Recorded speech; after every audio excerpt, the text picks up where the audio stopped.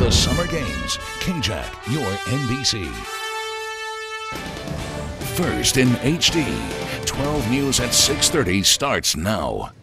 A dark night at a Colorado theater after a gunman opens fire at a midnight movie. What new details police are uncovering in their investigation. A gunman is in custody after he opened fire in a Colorado movie theater, killing at least 12 people and wounding 59 more. Good evening and welcome to 12 News HD. I'm Greg Picasso. And I'm Mary Sturgill. Thank you for joining us. 24-year-old James Holmes was arrested after he opened fire during a midnight showing of the new Batman movie, Dark Knight Rises. Police have been investigating all day long, and within the last hour, they just allowed the 10 bodies from inside the theater to be removed. Southeast Texans are also feeling the effects of this tragic shooting. 12 News HD reporter Courtney Francisco was at our local theaters today, speaking with parents and moviegoers who say they're on high alert.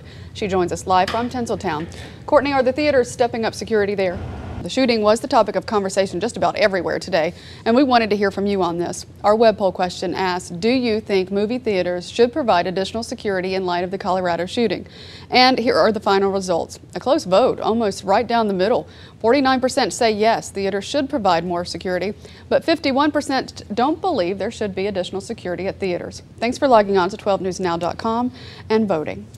And a lot of you posted your feelings on our Facebook page. David wrote, no, going to the movies would become like boarding an airplane. The Aurora shootings were horrible, despicable, and sad, but thankfully rare. President Obama and Mitt Romney put aside their differences and their campaigns to speak on the Colorado shooting rampage. Michelle and I will be fortunate enough to hug our girls a little tighter tonight, and I'm sure you will do the same with your children.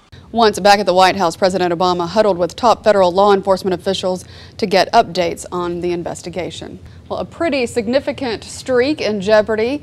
This could be the first time in 16 straight days that we have not seen rain in our area. And Patrick's here, of course, to tell us if that's going to hold true. Well, that is looking like the case coming up this evening. We're still watching thunderstorms off towards our east, over towards Acadiana, that are moving our way latter part of next week. Looks like an early Saturday mow for me. Oh, without a doubt. Raising the wheels and everything else. I'll be by the pool. Enjoy. Sure. Wow. Just kind of slid that in, didn't you? I did. Weather forecasters in London are predicting a change for the better ahead of the Olympic Games. After weeks of gray skies and rain, Meteo Group UK believes there's a greater chance of it being dry for the opening ceremony than it being wet. Meteorologists say there's still a good chance of clouds and even some hefty showers now and then, but a lot more dry weather than in recent weeks and even some sunshine from time to time. And we are now just 1 week away, T-minus 7 days and counting until the opening ceremonies. You can catch full coverage of the 2012 Olympic Games beginning next Friday, July 27th, right here on KJAC, your NBC.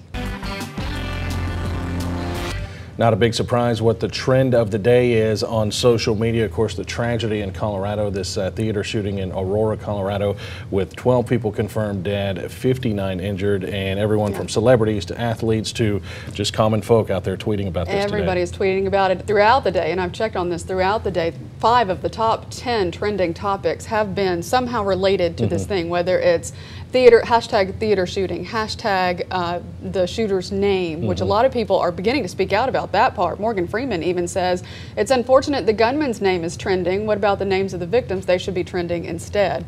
So a lot of people are voicing their opinion on, on the tragedy that happened today, again, confirming how many people are dead and how many people are wounded and that kind of thing as well. And we're still learning more information, I mean, by the minute, by the hour, so, there'll be plenty of updates throughout the night, not only here on 12 News HD, but on Twitter, on Facebook, on, Denver area media sites, things like that. So plenty of places to get some news tonight if you're following this breaking story. Yeah, and one of the things I think that's going to come out of this is the heroes that are going to be coming forward, people who helped people get out of the theater safely, people who helped the people who were wounded. Even Huffington Post right there, if you'll take a look at that tweet. Hero teen saves mom, 2 daughters during Aurora.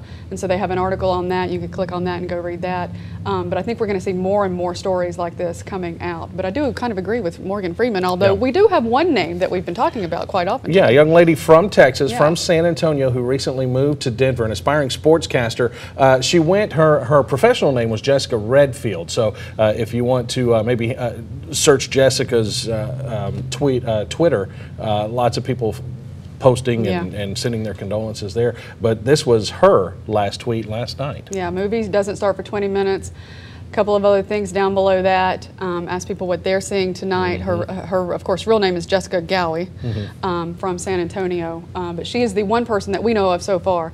And of course, the other names will come to light soon. Now, the other thing that I thought was very interesting was the fact that today in the press conference, the police chief from Aurora said, you know, they're going to use Twitter and Facebook to put together, also some social media really, to put together a timeline for them to see exactly, if anything, led up to the people. Lots of people were tweeting as they were leaving the theater and that kind of thing, taking video and pictures and whatnot and posting them, and they're going to be looking at all that stuff. Just more evidence of the social media world we live in now. I mean, it's an amazing thing. Absolutely. And if it helps the authorities in their investigation, then, you know. The better case they have, the better. Absolutely. No doubt about that. All right.